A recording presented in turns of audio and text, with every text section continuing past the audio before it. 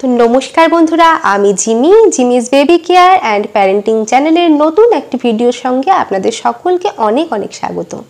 তো শুরু করছি আজকের ভিডিওটি। আজকে কি বিষয় নিয়ে আলোচনা হবে সেটা তো তোমরা থাম্বনেল এবং টাইটেল দেখে বুঝেই গেছো। তবুও বলছি যে আজকে আমি যে বিষয়টি নিয়ে আলোচনা করছি সেটা কিন্তু খুবই কমন একটি বিষয়। প্রেগনেন্সিতে প্রায় সকল মায়েদেরই, বিশেষ করে ফার্স্ট ট্রাইমেস্টারের সময় সকলেরই মনে আসে যে আমার এই পেটের আকারটা কবে থেকে বোঝা যাবে, মানে আমার যে বেবি বাম্পটা আছে সেটা কবে থেকে ভিজিবল হবে, মানে বুঝতে পারা যাবে। এবং এর সঙ্গে এটাও জানাবো যে অনেকের ক্ষেত্রে কেন এই পেটের আকারটা এই 5-6 মাস হয়ে যাওয়ার পরেও ভীষণ ছোট দেখায়, মানে বাইরে থেকে দেখে বোঝা যায় না। তো চলো আর দেরি না করে ভিডিওটি শুরু করা যাক। এই বেবি বাম্প বা বেলি বাম্প এটা কিন্তু এক একজন প্রেগনেন্ট মাদারের ক্ষেত্রে এক এক রকমের হয়ে থাকে। কারো কারো যেমন ফার্স্ট ট্রাইমেস্টারেই কিছুটা বোঝা যায়, আবার কারো কারো দেখা যায় যে সেকেন্ড ট্রাইমেস্টারের শেষে গিয়েও খুব একটা ভিজিবল হচ্ছে না। এবারে সমস্যাটা তৈরি হয় যখন একই সময়ে গর্ভবতী দুজন মায়ের একজনের বেবি বাম্প বা পেটের আকারটা হয়তো অনেক বড় দেখাচ্ছে, আবার একজনের পেটের আকারটা হয়তো একটু ছোট দেখাচ্ছে। তখন যে মায়ের বেবি বাম্পটা অর্থাৎ পেটের আকারটা একটু ছোট দেখাচ্ছে সে তো এই ভেবে চিন্তায় পড়ে যায় যে আমার বাচ্চা হয়তো তাহলে ঠিকভাবে বাড়ছে না, আমার বাচ্চার ওজন কম, সে হয়তো ঠিকভাবে পুষ্টি পাচ্ছে না। এই সব চিন্তাগুলো কিন্তু মাথায় আসে। তবে এই চিন্তাগুলো কিন্তু পুরোপুরিভাবে সঠিক নয়। পুরোপুরিভাবে এটা বলা যায় না যে যার পেট বড় তার বাচ্চা বড় আর যার পেট ছোট থাকবে তার বাচ্চা ছোট আছে, এটা কিন্তু ঠিক নয়। যদিও এই বেবি বাম্প বড় হওয়ার পেছনে বা ছোট থাকার পেছনে বাচ্চার ডেভেলপমেন্টের গতির একটি অবশ্যই প্রভাব রয়েছে, যে বাচ্চা যেভাবে ডেভেলপ হয় বেবি বাম্পটাও সেভাবে ডেভেলপ হতে থাকে। কিন্তু এছাড়া কিন্তু এই বড় বা ছোট থাকার পেছনে আরও অনেকগুলো কারণ থাকতে পারে, যেগুলো আজকে আলোচনা করব। তো চলো প্রথমত বলছি উচ্চতা।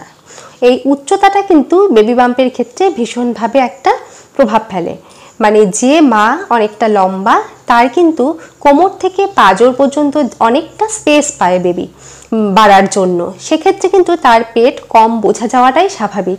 কারণ তার যেহেতু পেটের অংশটা অনেকটা বড়, তাই বাচ্চা কিন্তু ওপরের দিকে বাড়তে থাকে। আর যে মা হয়তো একটু বেটে বা খাটো তার কিন্তু ওপরের দিকে বেবি বাড়ার খুব একটা সুযোগ পায় না, তাই কি হয় খুব তাড়াতাড়ি সামনের দিকে বাড়তে থাকে, তার পেটটা একটু বেশি বড় বোঝা যায়। এরপরে দ্বিতীয়ত যেটা বলবো যে প্রথম গর্ভাবস্থা, অর্থাৎ যারা প্রথমবারের মতো মা হচ্ছে তাদের কিন্তু খুব তাড়াতাড়ি পেট বোঝা না যাওয়াটাই স্বাভাবিক। কারণ তাদের পেটের পেশিগুলো আগে প্রসারিত হয়নি, তাই তাদের পেটের মাসেল টোনটা ভালো রয়েছে, টাইট রয়েছে, তাই খুব সহজেই কিন্তু সামনের দিকে বাড়তে চাইবে না। যখন বেবি অনেকটাই ডেভেলপমেন্ট হয়ে যাবে তখনই কিন্তু পেটটা সামনের দিকে বাড়বে। পেটের পেশিটা খুব টাইট থাকার কারণে খুব সহজে কিন্তু সেটা সামনের দিকে বাড়বে না। আর যারা দ্বিতীয়বার কিংবা তৃতীয়বারের মতো মা হচ্ছে, বিশেষ করে যাদের আবার সিজারিয়ান ডেলিভারি হয়েছে, তাদের ক্ষেত্রে কিন্তু পেটের পেশিগুলো খুব আলগা হয়ে যায়, শিথিল হয়ে যায়, তাই খুব সহজেই কিন্তু পেটটা বাড়তে থাকে। অনেকের ক্ষেত্রে ফার্স্ট ট্রাইমেস্টার থেকেই পেট বাড়া শুরু হয়ে যায়। আর যাদের ক্ষেত্রে নর্মাল ডেলিভারি হয়েছে তাদের ক্ষেত্রেও সেম, তাদেরও যেহেতু একবার পেটের পেশিগুলো অনেকটা প্রসারিত হয়েছিল, স্ট্রেচ হয়েছিল, তাদের ক্ষেত্রেও কিন্তু পেটটা অনেকটাই আগে বড় হতে শুরু করবে। এরপরে 3 নম্বরে যেটা বলবো সেটা হলো অ্যামনিওটিক ফ্লুইডের পরিমাণ বেশি।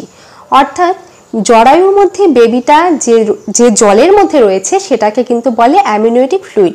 এই ফ্লুইডের পরিমাণ কারো ক্ষেত্রে বেশি হয়ে যায়। এই ফ্লুইডের পরিমাণ যদি বেশি থাকে তাহলে কিন্তু বাচ্চা ছোট থাকলেও পেটটা অনেক বড় দেখাবে। তবে এই অ্যামনিওটিক ফ্লুইডের পরিমাণ বেশি হওয়া কিংবা কম হওয়া কোনোটাই কিন্তু ভালো নয়, এটা একদম পর্যাপ্ত পরিমাণে থাকাটাই ঠিক। তাহলে তোমরা অবশ্যই ডাক্তারের সঙ্গে এই বিষয়ে কনসাল্ট করে নেবে, যাদের এরকম সমস্যা আছে ডাক্তারবাবু সেই অনুযায়ী ব্যবস্থা নেবেন। 4 নম্বরে বলবো যে যাদের ক্ষেত্রে যমজ সন্তান থাকে তাদের কিন্তু পেটটা খুব তাড়াতাড়ি বোঝা যাওয়াটাই স্বাভাবিক। বিশেষ করে যাদের সিঙ্গেল বেবি আছে তাদের সঙ্গে কিন্তু তুলনা করলে তাদের পেটটা, যমজ বেবি যাদের আছে তাদের পেটটা অনেকটা বড় দেখাবেই। 5 নম্বরে বলবো শিশুর অবস্থান। শিশুর এই অবস্থানের উপর নির্ভর করেও কিন্তু পেট ছোট দেখাতে পারে। কারণ গর্ভের শিশু অনবরত তার অবস্থান পরিবর্তন করতে থাকে, কখনো হয়তো ডান সাইডে, কখনো বাম সাইডে, কখনো হয়তো ওপরে, আবার যখন কিনা মাঝখানে পেটের সামনে চলে আসে তখন কিন্তু পেটটা বড় দেখায়। তাই গর্ভের শিশুর অবস্থানের উপর নির্ভর করে কিন্তু অনেক সময় পেট ছোট কিংবা বড় দেখাতে পারে। এরপরে 6 নম্বরে যে বিষয়টি বলবো সেটা কিন্তু অবশ্যই একটু চিন্তার। অনেক সময় বাচ্চার ওজন কম থাকার কারণে, বাচ্চার গ্রোথ ঠিকঠাকভাবে না হওয়ার কারণেও কিন্তু পেটের আকার ছোট দেখায়। প্রেগন্যান্সিতে যেহেতু ডাক্তারবাবুরা অনেকগুলো স্ক্যান করান, অনেকভাবে চেক আপ করেন, তাই বেবির যদি এই ধরনের কোনো সমস্যা থাকে সেটা তো আগে থেকেই জানা যাবে। ডাক্তারবাবুও নিশ্চয়ই সেই হিসাবে ব্যবস্থা নেবে, খাবারের পাশাপাশি সাপ্লিমেন্টের পরিমাণ বাড়িয়ে দেবে, তাহলে নিশ্চয়ই কিন্তু তোমরা একটা সুস্থ সন্তানের জন্ম দিতে পারবে। তাই অযথা এই পেটের আকার ছোট না বড় এগুলো নিয়ে কিন্তু চিন্তা করার কোনো কারণ নেই। প্রেগনেন্ট মা যদি সুস্থ থাকে তাহলে কিন্তু বেবির গ্রোথ অনুযায়ী সঠিক সময়ে সঠিকভাবেই পেটের আকার বোঝা যাবে। তাই অযথা এইসব বিষয়ে চিন্তা না করে উপযুক্ত সময়ে ডক্টর দেখাও, এবং ডক্টর যে টেস্টগুলো রেকমেন্ড করবে সেগুলোও কিন্তু সঠিক সময়ে করতে হবে। তো আজকের ভিডিওটি এখানেই শেষ করছি। ভিডিওটি কেমন লাগলো জানিও, আর ভিডিওটি যদি ভালো লাগে তাহলে ভিডিওটিকে লাইক, কমেন্ট, শেয়ার এবং আমার চ্যানেলটিকে সাবস্ক্রাইব করতে কিন্তু ভুলো না। পাশে থাকা বেল বাটনটিকেও হিট করে রাখবে, যাতে পরবর্তীতে যখনই আমি ভিডিও ছাড়বো নোটিফিকেশন যেন তোমাদের কাছে পৌঁছে যায়। তো আজকের মতো এখানেই শেষ করছি, দেখা হচ্ছে নতুন কোনো ভিডিওতে।